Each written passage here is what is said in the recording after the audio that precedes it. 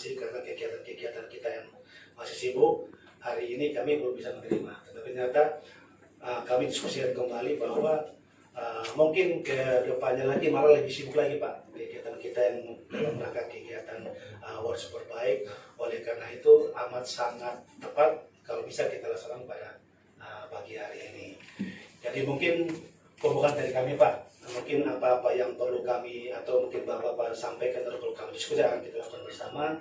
Dan forum ini adalah forum diskusi Pak. Jadi bukan yang namanya hearing, artinya kita memikirkan kira-kira apa yang akan kita lakukan pada saat-saat diskusi nanti. Mungkin demikian dari kami. Billahi taufiq wal hidayah. Wassalamualaikum warahmatullahi wabarakatuh.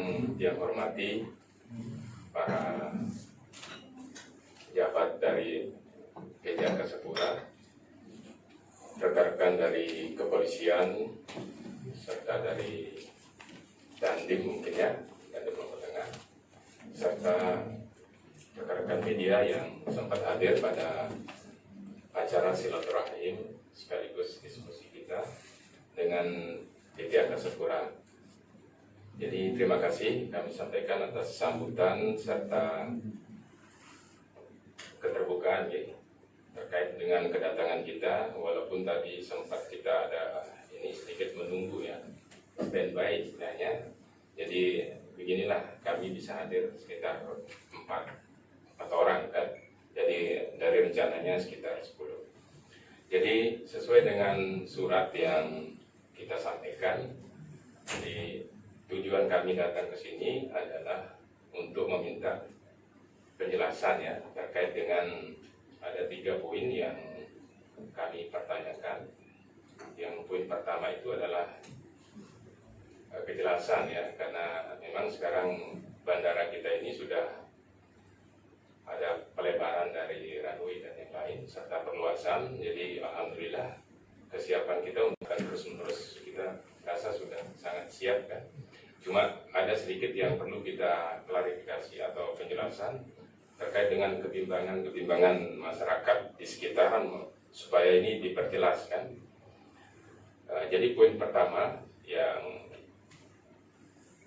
masalah aturan dari keberangkatan ya, masalah tes ya, tes PCR yang selama ini kayaknya menjadi beban ya bagi pelaku atau bagi konsumen di dunia penerbangan ini. Jadi sesuai dengan edaran yang terbaru ini tanggal 28 ya dari Kementerian Perhubungan, memang Jawa Bali memang diharuskan ya, mau berangkat mau tujuan datang juga harus pakai PCR. Tapi kami rasa itu ada perlu kebijakan lah dari kita yang di bandara ya, Bandara Internasional Lombok itu kita kan di level malahan sudah level 1 malahan sudah tidak darurat lagi kan. Jadi itu yang perlu menjadi perhatian, karena terus terang keluhan kita kan di dunia pariwisata juga perlu ada istilahnya support dari industri inilah, baik itu di Angkasa Pura maupun penerbangan terkait dengan ini yang menjadi bukan si penghambat tapi menjadi ganjalan di sektor ini untuk meningkatkan laju ya terkait dengan penerbangan maupun wisata dan yang lain ya. Jadi itu yang pertama. Dan yang kedua terkait dengan pemberdayaan ya, pemberdayaan masyarakat di lingkar bandara ini yang perlu diperhatikan selama ini ya. Terus terang kami belum bisa merasakan istilahnya, mungkin dari perusahaan itu kan ada mungkin CSR dan yang lain, tapi kita belum tahu transparansi terkait dengan dana tersebut, karena sesuai dengan Undang-Undang PT terkait dengan tanggung jawab sosial dan lingkungan dari sebuah perusahaan yang melakukan usaha di lingkungan atau di daerah setempat. Jadi itu perlu kami dari lembaga yang fokus di sekitaran lingkar bandara dan lingkar Mandalika itu ingin bersinergi ya terkait dengan pemberdayaan masyarakat, karena keberlanjutan ke depan kami fokus ke sumber daya ya, sumber daya manusia. Jadi paling tidak nanti ke depan dari pihak bandara maupun pihak Angkasa Pura itu bisa memberikan ya, atau memberikan sinergi terkait dengan mendukung keberadaan kami, karena kami itu fokus di sumber daya dan pelestarian budaya. Jadi paling enggak nanti dengan keberadaan kami di sini bahwa skill maupun keterampilan yang dibutuhkan oleh dunia usaha maupun menyambut ya event-event internasional ke depan itu bisa, paling enggak nanti kami bidang bahasa dan yang lain kami sudah punya. Tinggal kami butuh support terkait dengan apa yang bisa dikerjasamakan dengan pihak Angkasa Pura. Terus yang terakhir ini terkait dengan kebimbangan di satu media dan yang lain dengan nama bandara kita ini yang kita perlu mungkin bahasanya gimana, karena diperjelas saja. Jadi supaya kita tidak ada pembahasan ke depan, karena memang masih belum clear menurut kami. Jadi ada salah satu media yang pro kemana, ada yang pro sini. Nah itu yang masih ada perdebatan sedikit terkait dengan, ada yang bilang bypass Bill Mandalika, ada yang bilang ini kan begitu. Jadi itu yang supaya kita fokus ke depan ini gimana caranya. Oke, event sudah banyak di depan mata kita, atau yang harus kita sama-sama ya sukseskan. Terus selanjutnya terkait dengan komitmen kami dari kelompok kelompok Lingkar Mandalika yang sadar akan keamanan gitu. Jadi kami insya Allah berkomitmen untuk sama-sama ya menjaga keamanan, ketertiban dan kelancaran ya berlangsungnya aktivitas baik di lingkungan keamanan bandara dan di luar kan. Jadi supaya kita bisa berjalan sesuai dengan tujuan kita masing-masing, yaitu untuk mensukseskan ya terlaksananya event-event maupun pelaksanaan MotoGP yang tahun 2022. Jadi itu yang bisa saya sampaikan dulu. Mungkin ada tanggapan dari pihak Angkasa Pura. Sebelumnya terima kasih. Assalamualaikum warahmatullahi wabarakatuh. Mungkin perlu kami sampaikan juga bahwa kami di sini ada beberapa pejabat yang kami libatkan di sini, Pak. Mungkin sebelum kita menjawab pertanyaan, kami mungkin memperkenalkan diri kami dulu. Saya Abdul Jalil Yasin, Pak. Di sini menjabat sebagai anggota administrasi general manager. Di depan saya adalah Pak Misran. Beliau adalah senior manager yang membidangi operasional dan juga keamanan. Di belakang Pak Misran adalah Pak Made Jaba.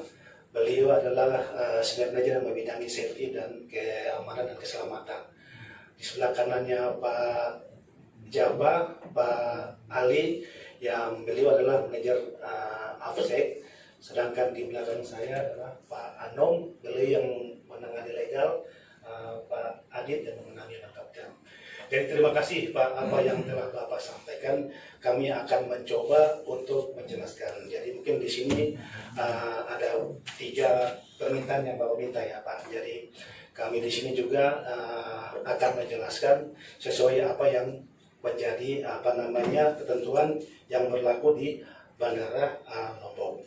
Jadi mungkin terkait dengan pertanyaan nomor 1, mungkin lebih jelas akan dijelaskan oleh Pak Misran. Putra beliau adalah yang menangani terhadap operasional di Bandara Lombok. Waktu dan tempat kami silakan. Baik, terima kasih. Izin Pak, siapa Pak? Ya, Pak Ibnu. Pak Ibnu. Izin Pak Ibnu. Assalamualaikum warahmatullahi wabarakatuh.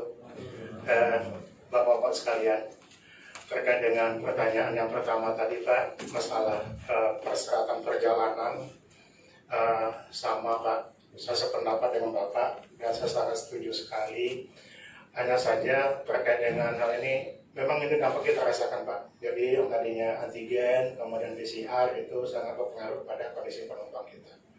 Turun Pak. Tadinya sebelum PPKM kita sudah di angka 5.000, begitu PPKM persyaratannya jadi PCR turun Pak kita Pak. Di angka 3.000, lumayan ini. Ya, hanya saja yang perlu kami sampaikan ke Bapak-Bapak, kami semua sangat setuju nih, syarat perjalanan ini diturunkan, hanya saja diringankan gitu ya. Hanya saja ini domainnya itu bukan di kami Pak. Jadi kalau kita perhatikan itu ada instruksi Menteri 53 ya Pak ya, pengaturan Jawa Bali, kemudian 54 di luar Jawa Bali, kan begitu Pak. Nah dari sana turunlah nantinya dari Satgas Covid. Nah, dari Satgas Covid Nasional nanti turun lagi ke Kementerian Perhubungan SE-nya. Jadi begitu, Pak. Nah, di kami di sini adalah sebagai tatanan pelaksana saja, Pak. Artinya memang bukan di kami yang membikinkan aturannya. Berangkat dari bandara sini harus menggunakan PCR, tidak. Selama ini Bali Lombok sudah menggunakan antigen gitu ya. Kemudian sekarang itu hampir rata, Pak. Jadi Jawa, Bali, kemudian di antara Jawa, Bali, Jawa sendiri, kemudian di luar Jawa, Bali yang level 4 dan level 3 itu semuanya PCR. Ketentuannya vaksin, minimal vaksin pertama dan PCR. Hanya saja yang ada pengecualian untuk luar Jawa, Bali, Pak, yang level 1 atau level 2 itu baru bisa menggunakan antigen dan vaksin pertama. Itu regulasinya, instruksi menterinya yang mengatakan demikian. Nah kalau di sini ada perubahan, pasti ke bawah juga ada penyelarasan gitu Pak. Begitu Pak Ibnu, tanggapan dari kami Pak. Makasih. Oke, terima kasih Pak Bisan.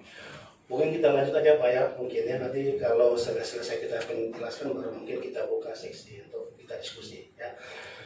Mungkin kita berlanjut ke poin kedua terkait pemberdayaan masyarakat di lingkungan bandara. Mungkin kami coba menjelaskan, kita coba paparkan, silakan Mas Adit.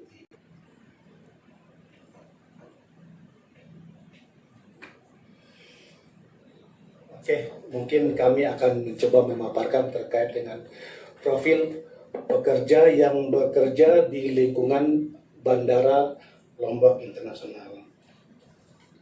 Jadi di sini adalah komposisi perusahaan yang ada di lingkungan Bandara Lombok. Jadi terdiri dari 27 perusahaan yang bergerak di lingkungan Bandara Lombok. Jadi ada apa namanya? Besar Mas Adi, besar. Jadi ada Angkasa Pura Support, ada Kokapura, ada AP1, ada Gapura Angkasa, Lombok Sejahtera Abadi. Total semua yang bekerja di lingkungan bandara adalah sebesar 20 perusahaan dan 27 perusahaan. Jadi untuk komposisi dari total keseluruhan dari karyawan tersebut berjumlah 1.341 orang yang dibagi menurut jenis kelamin. Jadi laki-laki itu berjumlah 76,96%, sedangkan perempuan 23,4%. Nah ini komposisi menurut jenis kelamin. Nah sedangkan ini komposisi Mas Adi. Ini merupakan komposisi dari total karyawan dari masing-masing desa di lingkungan bandara. Jadi di Ketara sendiri berjumlah 153 orang yang komposisi persentase 11,9%, Tanah Awu 100 orang dengan 2,78%, 7,78%, Penujak 97 orang dengan komposisi persen 7,55%, Lombok sedangkan Mataram sebesar 53 orang. Jadi kalau kita lihat di komposisi ini bahwa sebagian besar karyawan kita memang berada di Kabupaten Lombok Tengah. Nah, sedangkan ini merupakan komposisi dari asal kabupatennya. Jadi yang warna hijau di sini adalah komposisi karyawan dari Lombok Tengah.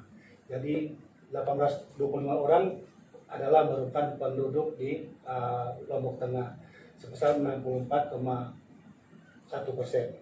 Nah, sedangkan untuk Lombok Timur itu sebesar 8,9%, sedangkan untuk Mataram sendiri berjumlah 235 orang atau 18,3%. Nah, dari sisi dari diagram ini kita bisa pastikan bahwa sebagian besar karyawan di Bandar Lombok ini adalah berasal dari Kabupaten Lombok Tengah.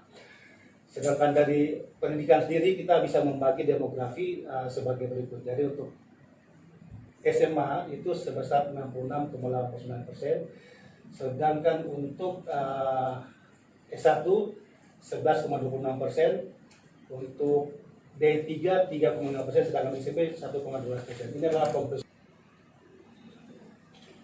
Nah, ini adalah komposisi usia, Pak. Jadi di sini bisa kita pastikan bahwa yang paling banyak adalah usia 30 sampai 40 tahun dengan persentase atau jumlah karyawan sebesar 512%. Jadi lihat daripada apa yang kami paparkan ini bahwa kami sudah mengakomodir sebagian besar karyawan yang berada di lingkungan Bandara Lombok Raya.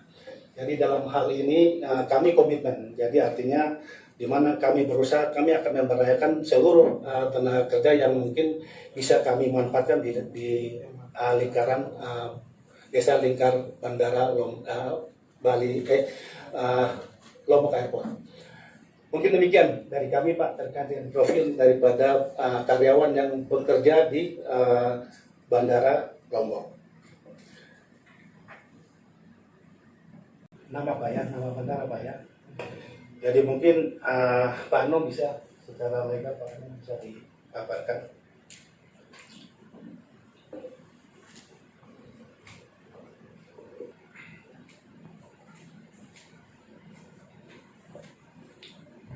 Assalamualaikum warahmatullahi wabarakatuh.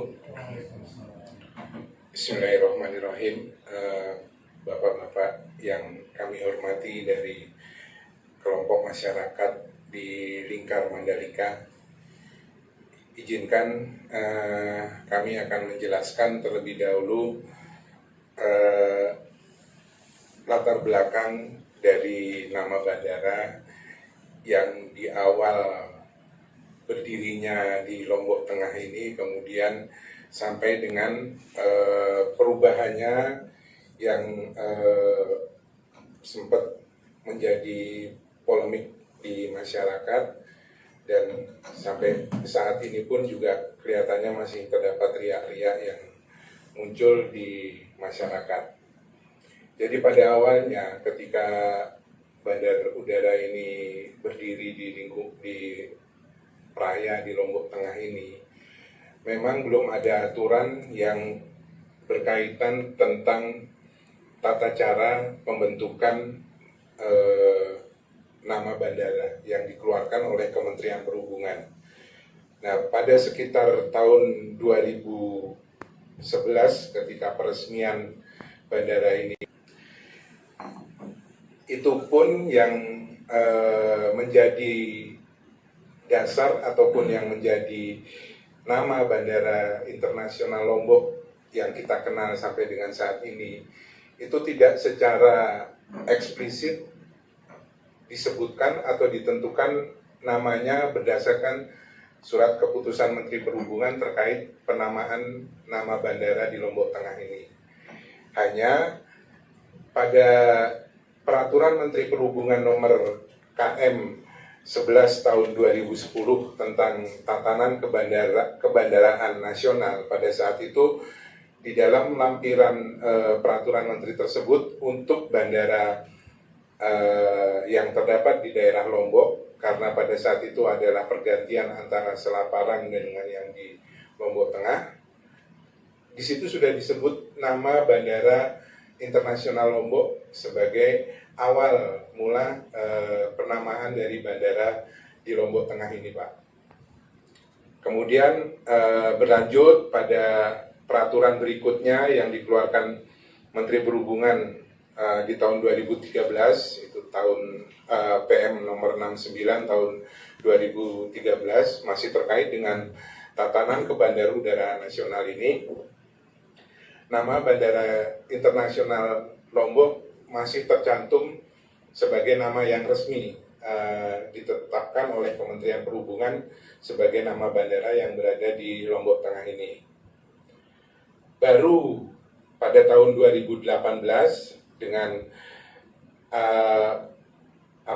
adanya perkembangan perkembangan dinamika di masyarakat, kemudian muncul usulan untuk terjadinya perubahan nama, dan usulan perubahan nama tersebut pun pada saat itu belum mengacu pada aturan Menteri Perhubungan yang ada terkait dengan perubahan nama bandara, Pak.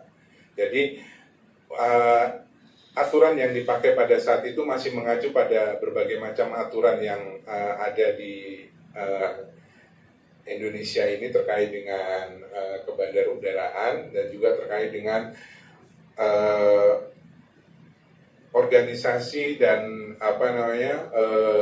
susunan kedudukan dari pemerintahan pusat sampai dengan daerah. Nah, itulah yang kemudian kemunculan calon nama baru dari Bandara Internasional Lombok itu pun sebenarnya prosedur yang dipakai adalah bukan dari Kementerian Perhubungan. Nah, baru setelah munculnya nama baru dari Bandara Internasional Lombok ini selain BIL dan juga LIA dalam bahasa asingnya atau Lombok International Airport, kemudian muncul usulan nama Bandara Internasional Zainuddin Abdul Majid. Nah, ini adalah sebagai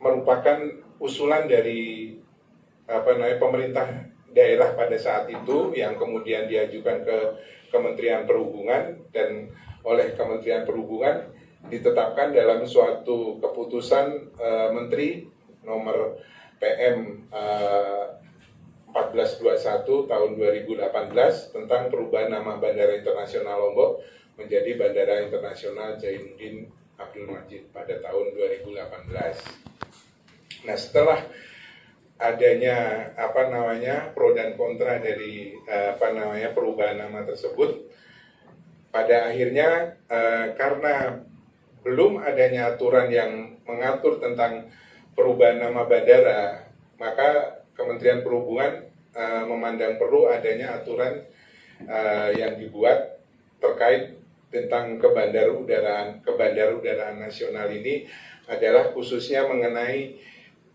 perubahan atas nama bandara yang itu tertuang di dalam pasal 54 PM 39 tahun 2019, yang di dalamnya ada beberapa pasal yang mengatur bagaimana tata cara perubahan nama bandara, untuk melakukan perubahan nama bandara tersebut. Di antaranya adalah dari ayat 1, yaitu adalah bagaimana Pemrakarsa itu untuk mengajukan usulan nama dan seterusnya sampai dengan proses pemberian nama atau persetujuan nama dari Kementerian Perhubungan atau dari kantor pusat yang terkait dengan perhubungan.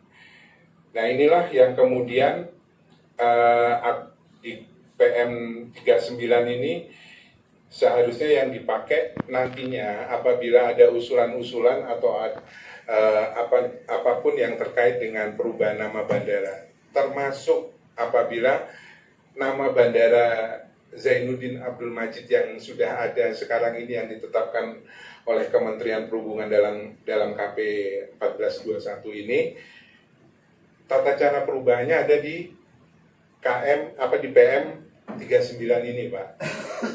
Jadi bisa sebenarnya kalau ada dinamika di masyarakat yang ingin menyatakan perubahan nama tersebut, kami dari Angkasa Pura khususnya di Bandar Udara Lombok ini, Pak, kami ini hanya sebagai pelaksana, kami sebagai operator. Sementara regulatornya itu ada di Kementerian Perhubungan. Dan kami hanya sifatnya melaksanakan keputusan yang sudah ditetapkan oleh regulator tadi, Pak. Sehingga kami juga tidak punya domain atau tidak punya kekuasaan apapun terkait apa yang menjadi aspirasi atau kehendak masyarakat khususnya di Lombok ini apabila menghendaki perubahan nama bandara itu. Apakah itu bisa dilakukan? Bisa, Pak, ada dasar hukumnya ini, Pak. Sehingga nanti bukan tidak mungkin apabila yang sekarang ini sudah ditetapkan di dalam KP 1421 tentang nama Bandara Zainuddin Abdul Majid itu bisa-bisa saja Pak untuk dilakukan perubahan asal sesuai dengan ketentuan yang berlaku ini. Itu prinsipnya di situ Pak. Dan kami di Bandara Internasional Lombok ini dengan adanya pro dan kontra di masyarakat Lombok ini, pada khususnya yang berada di Lombok Tengah ini, kami pun juga tidak serta-merta kemudian dengan kekuasaan yang ada di kami dalam pengelolaan bandara, kemudian kami serta-merta mengganti ikon nama Bandara Internasional Lombok yang sudah ada ini dengan ketentuan yang ada di KP 1421 ini. Kalau kami mau lakukan, sebenarnya kami bisa Pak. Kami bisa sekali dan kami kuat payung hukum atau dasar hukumnya.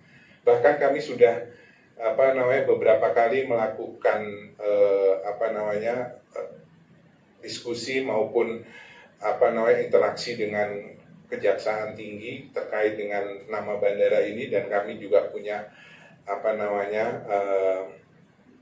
legal opinion terhadap perubahan nama bandara ini, yang pada intinya sepanjang ketentuan nama bandara di KP 1421 ini belum ada perubahan, kami masih bisa melaksanakan ketentuan KP 1421 itu dengan menggunakan nama Bandara Zainuddin Abdul Majid.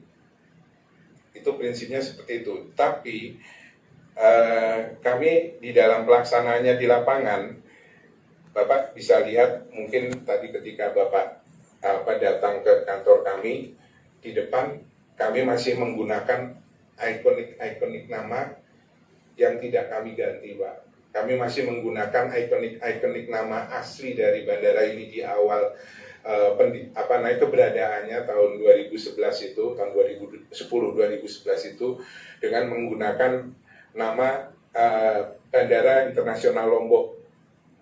Belum ada Zainuddin Abdul Majidnya. Namun apabila kemudian ketika Bapak di dalam pesawat atau ketika Bapak menemukan dokumen yang ada terkait dengan penerbangan, di situ sudah menyebutkan nama Bandara Zainuddin Abdul Majid, itu adalah karena kami sebagai pelaku kegiatan usaha kebandarudaraan dan penerbangan, acuan kami adalah acuan yang dikeluarkan oleh Kementerian Perhubungan. Sehingga misalnya dari airline kemudian menggunakan nama Bandara Zainuddin Abdul Majid, itu juga bukan karena permintaan kami Pak. Itu semata-mata karena kita mengikuti aturan main yang ada di aturan Kementerian Perhubungan. Sehingga di dalam beberapa dokumen penerbangan ataupun di dalam announcement yang ada di dunia penerbangan, kita sekarang sudah menggunakan nama Zainuddin Abdul Majid itu semata-mata kita karena melaksanakan ketentuan KP 1421 tadi Pak. Itu prinsip yang kami kami jaga agar harmonisasi dengan lingkungan, dengan masyarakat, dengan tokoh-tokoh masyarakat dan juga pimpinan-pimpinan adat di Lombok Tengah ini tidak menjadi besar gesekannya Pak. Kami menyadari sekali bahwa keberadaan kami adalah di tempat di mana prinsip kami adalah di mana bumi dipijak, disitulah kami juga harus langit dijunjung. Jadi itu Pak prinsipnya kenapa mungkin kalau di beberapa media masih ada menyebutkan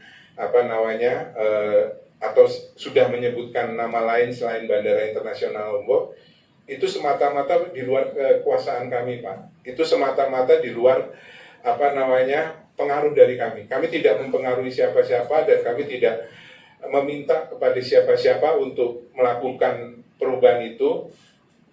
Kami hanya menyampaikan hal yang sesungguhnya atau sebenarnya terjadi di dalam aturan perundang-undangan di Republik ini adalah seperti ini. Sehingga itu tadi Pak, apabila ada kehendak atau keinginan dari warga masyarakat untuk mengganti nama atau merubah nama yang sekarang dirasa tidak cocok atau tidak sesuai, juga ada koridor ataupun ada payung hukumnya untuk bapak-bapak sekalian melakukannya. Dan kami juga tidak menutup kemungkinan hal itu terjadi. Semua kembali kepada masyarakat di sini, effortnya atau usahanya seperti apa. Dan nanti kalau misalnya sudah berubah, kami juga akan tunduk dan patuh dengan aturan perubahan yang berlaku, Pak. Jadi prinsipnya itu, kami hanya sebatas sebagai operator, bukan regulator, Pak. Kami pelaksana, bukan pembuat undang-undang atau aturan, Pak. Mungkin penjelasan dari saya cukup sekian, Pak. Mohon maaf apabila ada kekurangannya. Kalaupun ada, itu adalah dari diri saya pribadi. Kalau bukan, itu adalah merupakan semata-mata petunjuk dari Allah Subhanahu wa Ta'ala. Demikian, wassalamualaikum warahmatullahi wabarakatuh. Dalam rekrutmen itu kadang-kadang kita diminta lah ya, maksudnya untuk masuk itu anggaplah jadi cleaning service. Jadi kalau kadang-kadang ada juga warga kita atau masyarakat yang tidak tahu apa-apa, jadi dia ada biaya di sana. Jadi mohon ke depan itu sosial dari keberadaan bandara ini. Jadi itu yang bisa dulu, mungkin ada dari rekan-rekan untuk selanjutnya. Terima kasih. Baik Pak, saya tanggapi Pak ya. Jadi terkait dengan rekrutmen ini Pak. Jadi terus terang kalau di Angkasa Pura itu kan sifatnya tidak ada yang manual Pak, kita online Pak. Dan setiap ada rekrutmen itu pasti akan diinformasikan dan kita utamakan memang di masyarakat di lingkar bandara. Jadi pada hal ini kami juga berusaha untuk, kan selama ini kalau untuk perekrutan dari karyawan di luar organik ada melalui perusahaan kami Pak APS. Dan selama ini juga apa yang telah dilakukan juga memang mengutamakan yang masyarakat di sekitar lingkar bandara Pak. Ya, terkait dengan apa yang Bapak sampaikan terkait ada oknum, ya itu kami tidak tahu oknum siapa kira-kira yang bermain di situ Pak. Karena yang kami tahu bahwa sifatnya dari Bank ini lebih cenderung ke sifatnya tidak langsung sama orangnya Pak, sifatnya online. Manakala kalau ada teman-teman kita yang mungkin tidak bisa menggunakan online, akan teman-teman akan dibantu untuk secara manual Pak. Artinya kemarin itu ada rekrutmen dari teman-teman APS untuk pekerjaan di ITDC itu seperti itu Pak. Jadi teman-teman itu karena tidak bisa dia online, diminta untuk datang ke kantor APS untuk melakukan sistem rekrutmen melalui manual seperti itu Pak. Jadi dari sisi kami Pak, artinya kami tetap melaksanakan kegiatan yang transparansi Pak. Karena kalau memang misalnya tadi Bapak sampaikan itu lebih cenderung ke oknum Pak. Jadi oknum ini kita tidak tahu siapa yang bermain di situ Pak. Yang kami tahu sendiri bahwa itu sudah sesuai apa yang telah dilakukan. Terus terkait dengan yang Bapak sampaikan terkait dengan CSR Pak ya.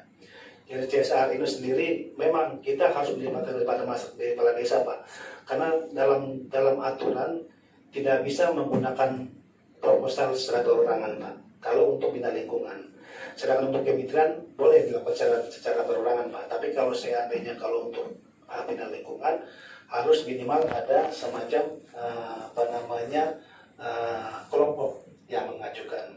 Jadi kami sendiri sudah melakukan kegiatan-kegiatan melakukan kegiatan pembangunan toilet di beberapa tempat pariwisata yang berada di daerah Lombok Tengah. Yang kami lakukan ini adalah sesuai dengan anggaran yang kita punya Pak. Apalagi sekarang COVID ini ya kita tahu sendiri Pak. Karena yang namanya CSR itu adalah sebagian keuntungan kami yang kami sisihkan untuk membantu masyarakat di bidang pemberdayaan ekonomi dan juga masyarakat. Oleh karena itu kalau misalnya kita rugi otomatis dana yang bisa kita sisihkan itu juga semakin mengecil. Jadi mohon dipahami bahwa apa yang kita lakukan semua ini sudah merupakan satu ketentuan yang memang harus kita terapkan mengutamakan teman-teman yang di lingkar bandara. Mungkin demikian penjelasan kami Pak.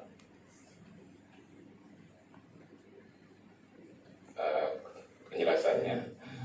Jadi terkait dengan akses kita mungkin nanti ke depan kan kami dari kelompok masyarakat lingkar Mandalika akan istilahnya nanti bisa difasilitasi terkait dengan keberadaan kami. Mungkin kami akan membuat inilah kartu akses lah atau pas lah ya, karena sedikit kita ketahui sekarang kan perkembangan kita sudah internasional kan, jadi kami juga perlulah untuk paling tidak bisa bekerja sama terkait dengan yang tadi kedepannya untuk semata-mata kami juga ikut terkait dengan baik itu menjaga keamanan, dan walaupun kita tidak terlibat langsung, tapi kami sebagai penghubung ya antara masyarakat yang tidak bekerja di dalam, paling tidak nanti kita bisa ada perwakilan kita dari kelompok masyarakat, mungkin ketuanya atau yang lain bisa ada kartu kan. Itu yang akan kita, karena terus terang kalau sudah internasional kita tidak bisa sembarang keluar masuk di baik itu di area terminal dan yang lain kan. Jadi itu harapan kami bisa ikut masuk lah istilahnya, walaupun kami sekedar paling terkait dengan ini mungkin kami bisa ikut mungkin nanti kegiatan ada informasi kan, karena kami bergerak di bidang budaya juga terkait dengan penyambutan tamu dan yang lain kan, pengantaran tamu. Nah itu yang ke depan, karena kami lembaga swadaya, jadi ke depan kayaknya bisa lah untuk ikut terlibat kan di area walaupun sekedar untuk menyambut tamu dan yang lain, karena kami juga ada kerjasama dengan dinas pariwisata dalam hal penyambutan tamu yang kelasnya VIP dan tamu-tamu dari pusat dan tamu-tamu yang memang punya kepentingan. Jadi kami tidak punya kompeten untuk bisa memastikan itu bisa tapi kami bisa menjembatani Pak, mungkin kami bisa sampaikan Pak di tempat pariwisata. Bapak terkait dengan ini penyambutan tamu terkait tari-tarian itu Pak ya, kendang belik itu Pak, bukan Pak? Ya terkait dengan atraksi-atraksi juga. Oh ya. Jadi bagian seni dan budaya. Oh ya Pak. Oke Pak, mungkin kami bisa kami sampaikan Pak, mungkin kalau mungkin ada event-event yang mungkin ada, kami akan bisa menyampaikan ke teman-teman di dinas pariwisata untuk bisa menukar tenaga-tenaga yang ada di dalam